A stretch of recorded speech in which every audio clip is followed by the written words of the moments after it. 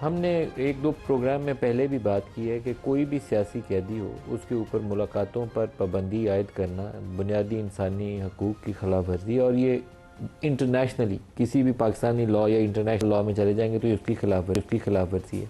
इमरान खान 6-7 माह या जितना अरसा भी उनका गुजरा है कैद तन्हाई के अंदर, उसके ऊपर शदीद किस्म के सवालात हैं और ये सवालात दुरुस्त हैं। उसका जवाब मिलना चाहिए कि उनकी फैमिली मेम्बर्स को, उनके पर्सनल फिजिशियन को, उनके लॉयर्स को उनसे मिलने की इजाज़त क्यों नहीं है। इसके ऊपर मुख्तलिफ़ वक्तों में सवालात उठे। एक जवाब यह आता था हुकूमत वक्त का कि उनकी फैमिली मेम्बर्स जब उनसे मुलाकात करते हैं, ख़ास तौर पर उनकी बहनें उज़्मा के हवाले से, ताकि वो बाहर निकल कर पोलिटिकल स्टेटमेंट देती हैं और ये पॉलिटिक्स होती है। बहरहाल नवाज़ शरीफ से उनके सारे फैमिली के लोग भी मिलते थे, सियासी बयानात भी देते थे, लेकिन ये माजी में कभी इसको बुनियाद बनाकर उनकी मुलाकातों के ऊपर पाबंदी आयद नहीं की गई। लेकिन इमरान के ऊपर ये पाबंदी फ़िलहाल बरकरार है। पाकिस्तान तहरीक इंसाफ ने जुमेरात के लिए एक डेडलाइन मुकर्रर कर रखी है कि अगर मुलाकात की इजाज़त नहीं मिलेगी तो वो पाकिस्तान के हर चौक को डी चौक बना देंगे। अब ये ऐसा बड़ा दावा है जिसका पूरा होना मुमकिन कम अज़ कम मुझे तो नज़र नहीं आता, क्योंकि 26 नवंबर 2024 को जो कुछ यहाँ इस्लामाबाद में हुआ उसके बाद किसी भी सियासी तहरीक के लिए बहुत ही ज़्यादा वक्त दरकार होगा, जल्दी से कुछ हो नहीं पाएगा। और पाकिस्तान तहरीक इंसाफ अंदर में टुकड़ों में भी बटी हुई है। बहुत से ग्रुप्स हैं जो सारे एक दूसरे की तरफ उंगली उठाते हैं, और आम तौर पर जब किसी भी जमात के एक मेन सेंट्रल फिगर को आप जेल में तवील अरसे के लिए डाल दें, नवाज़ शरीफ साहब को डाला गया था तो उनकी पार्टी के अंदर से काफ लीग निकल आई थी। पाकिस्तान पीपल्स पार्टी को डाला गया तो उसके अंदर से पेट्रियाट्स निकल आए थे। तो ये सिलसिला माजी में भी मौजूद है, ये नहीं है कि अनहोनी को पहली दफ़ा होने लगी है। लेकिन अगर पाकिस्तान तहरीक इंसाफ मुनासिब तरीके से सियासी दबाव ना बढ़ा सकी और अपनी बात जो है लीगल फोरम से भी, पार्लिमान के अंदर भी, और अगर स्ट्रीट में आना है तो उसके लिए पब्लिक मोबिलाइजेशन ना कर पाई, तो शायद इमरान के लिए मुश्किलात में इजाफा तो कर सकते हैं, कमी नहीं कर सकते। मैं थोड़ा सा बैकग्राउंड दोबारा प्रोग्राम में आगे चलाने के लिए दोहराना चाहूँगा। आज से चंद रोज़ पहले ये खबर चलना शुरू हुई कि इमरान को रात गए पिम्स लाया गया, उनका ब्लड प्रेशर बहुत हाई था तो उनको चेकअप के लिए। जब ऐसी खबर की हम तस्दीक करने की कोशिश करते हैं तो किसी भी ज़रिए से कोई ख़बर का पता ही नहीं चलता। फिर एक ख़बर किसी चैनल के ऊपर चली कि शायद बैरिस्टर गौहर को मोहसिन नकवी ने बताया था। हमने रिपोर्टर से कहा कि उसकी भी तस्दीक करें, लेकिन हमारे ज़राए कहते हैं कि उसकी भी उनको कोई कंफर्मेशन नहीं है। तो मैं एक अजीबोगरीब अचंभे का शिकार था कि ये ख़बर चल भी रही है और है भी है दुरुस्त के नहीं ख़बर। लेकिन फिर जब हमने इसकी तफसील जानने की कोशिश की, मुख्तलिफ़ लोगों को पार्टी के अंदर रब्ते किए, फैमिली के लोगों से, जहाँ से भी हमारे रिपोर्टर्स पूछ सकते थे, तो पता चला कि इमरान खान को चेकअप के लिए लाया गया था। ये मैं ऑन एयर आपको तस्दीक कर रहा हूँ कि इमरान खान को पिम्स हॉस्पिटल में चेकअप के लिए लाया गया था। अब क्यों लाया गया था उसकी तफसील मेरे पास नहीं है। ब्लड प्रेशर चेकअप करवाने के लिए, ब्लड प्रेशर हाई हो गया था, या उनकी आंख का जो ट्रीटमेंट चल रहा है उस सिलसिले में लाया गया था। उसका एक फर्दर डेवलपमेंट ये हुई कि बाज़ इनके जो पाकिस्तान से बाहर बैठे हुए कुछ लोग सिंपथाइज़ करते हैं, उन्होंने एक दो ऐसी यूट्यूब बना दी कि इमरान खान पता नहीं है खुदा न खास्ता या नहीं है। तो ऐसी क्यासराई करने से बहुत ही गुरेज करना चाहिए। इमरान खान को पिम्स हॉस्पिटल लाया गया चेकअप के लिए, और हो सकता है रूटीन एग्जामिनेशन हो सकता है ब्लड प्रेशर ऊपर हो, मेरे पास इसकी तस्दीक नहीं है और मैं इससे ज़्यादा इसके हवाले से कोई कंक्रीट नॉलेज नहीं रखता जो आपको शेयर कर सकूं। लेकिन मेरी एक्सपेक्टेशन आमतौर पर इस मामले में ये होती है कि अगर पिम्स हॉस्पिटल में इमरान का चेकअप हुआ किसी भी हवाले से, तो पिम्स हॉस्पिटल की इंतज़ामिया को इसके ऊपर ऑफिशियल स्टेटमेंट जारी करनी चाहिए थी, हुकूमत पाकिस्तान को करनी चाहिए थी, क्योंकि being a former prime minister, एक पार्टी के लीडर के तौर पर उनकी फैमिली का राइट भी बनता है कि उनको पूरे मुकम्मल तौर पर आगाह किया जाए कि हक़ाइक़ क्या है। उससे स्पेकुलेशन से बचने में काफ़ी मदद मिल जाती है। डॉक्टर हुमायूं महमद साहब, सीनियर रहनुमा पाकिस्तान तहरीक इंसाफ से। डॉक्टर साहब वेरी वार्म वेलकम। सर, ये इमरान वाला मामला, मैं तो कहूँगा कि अगर कोई भी शख्स हो तो उसका ये राइट है कि उसको पूरा इस्तेहकाक दिया जाए कि अपनी फैमिली, लॉयर्स, वकला से मिल सके। हेल्थ इशूज़ से अगर उनको लाया गया है, उसके ऊपर स्पेकुलेशन जो जिस नोयत की थी, मैं दोहराए नहीं वो सारे लफ्ज़, लेकिन उससे बचने के लिए ज़रूरी यह था कि उसकी ऑफिशियल स्टेटमेंट पब्लिक की जाए। इसमें कुछ छुपाने की चीज़ थी? बिस्मिल्लाहिर्रहमानिर्रहीम। यका नाबुदु व यका नस्तईन। देखिए, छुपाने की, छुपाता वो है जिसके दिल में चोर हो, छुपाता वो है जिसने कोई गलती की होती है।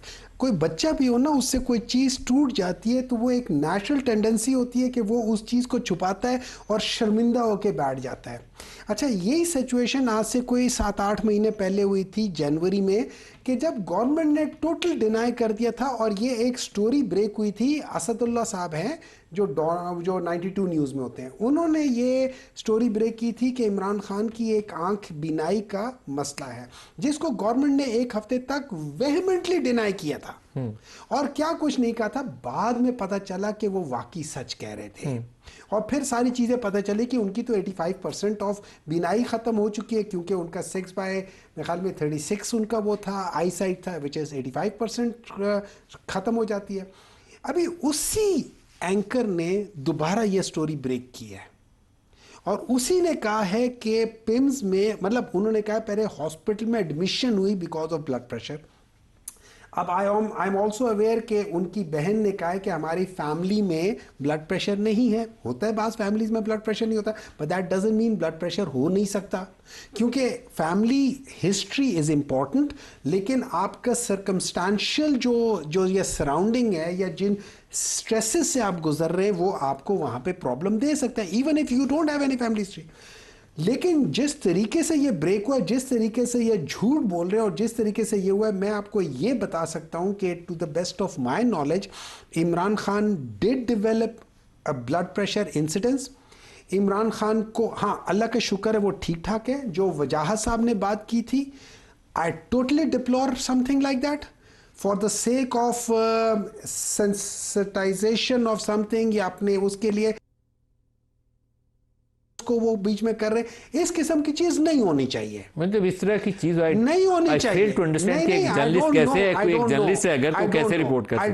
आई डोंट नो, होना ही नहीं चाहिए इस चीज की। वैसी देखिए, अगर कंफर्मेशन नहीं है, मोर द रीजन अवॉइड। और देखें सोर्सेज क्या कोट कर रहे हैं, जर्नल जो कि उनके अल्फाज हैं, जो कि उसके अंदर बैली ऑफ दी उसमें, I am sorry, I like him as a journalist, बाज मुझे उनकी बातें पसंद है, लेकिन this was not warranted. And as a Pakistan Tehreek Insaf one of the members, I totally say कि ये चीज़ नहीं होनी चाहिए। With due respect to him, नहीं करनी चाहिए थी उनको, उस जैसे जर्नलिस्ट को नहीं करनी चाहिए थी। आगे चलते हैं।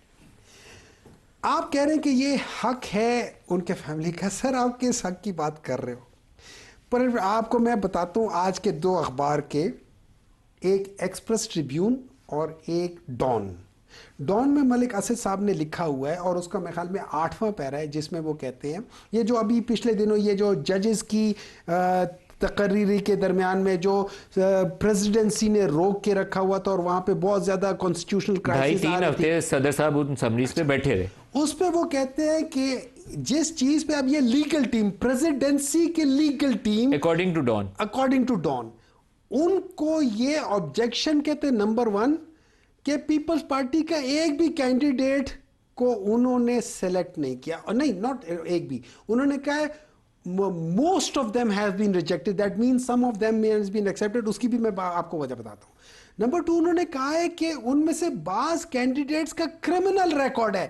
अब ये डॉन अखबार का दावा, ये डॉन अखबार का दावा नहीं है, डॉन अखबार ने लिखा हुआ है साहब, रिपोर्ट किया हुआ है, दावा किया है ना उन्होंने। ये बहुत बड़ी स्टोरी है उसके लिहाज से, उसमें ये लिखा हुआ है, 8वां या 9वां उसका पैराग्राफ है। अच्छा, उसके बाद आगे चलते हैं।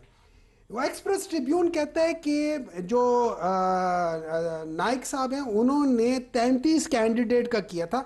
अच्छा, एक कैंडिडेट जिसका नाम लिया हुआ है अखबार में, वो कहते हैं कि एडवोकेट रऊफ अता साहब, इनको शुरू में जुडिशियल कमीशन ऑफ पाकिस्तान ने रिजेक्ट कर दिया है। अब ट्विस्ट ऑफ स्टोरी देखिए, हमारे एक बलूचिस्तान के चीफ मिनिस्टर साहब हैं, ऑनरेबल भुक्ती साहब, उन्होंने जाके कहा यार जान दो यार, इसको कर लो। फिर उसके बाद उसको 10 वोटों से उसको एक्सेप्ट किया जाता है।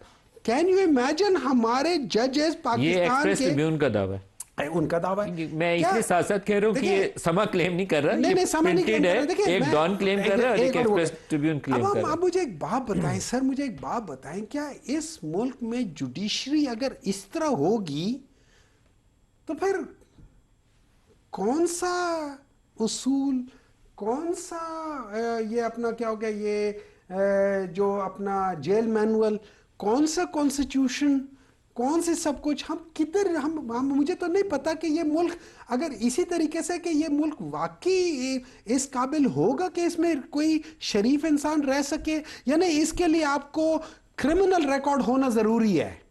अगर ज़रूरी है तो 2-3 कत्ल आप और मैं भी मिलके कर सकते हैं, चलो अकेले नहीं तो मिलके कर सकते हैं, शायद हमें भी कोई अच्छा ओहदा मिल जाए, शायद मैं भी जज बन जाऊं। ये वो बातें हैं जो आज के दिन, चूंकि ये 12 अगस्त की शाया हुए खबरें हैं, आज के दिन सारे एंकर्स को इस पे बहस करनी चाहिए, क्योंकि ये पाकिस्तान नहीं किसी भी सोसाइटी का फंडामेंटल एस्पेक्ट है, विच इज जुडिशरी। प्ले करिएगा जी, नैयर बुखारी साहब क्या कह रहे हैं।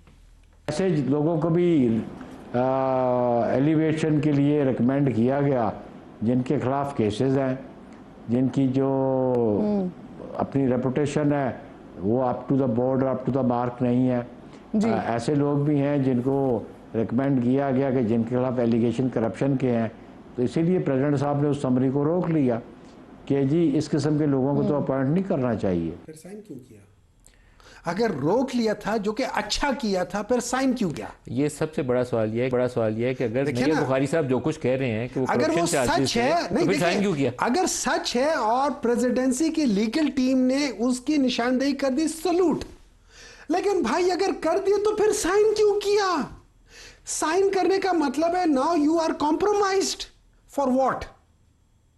इस हाथ दे इस हाथ ले, क्या खूब सौदा नक्त है, इस हाथ ले। देखिए ये वो चीजें होती हैं जो इस मुल्क को डुबो रही हैं।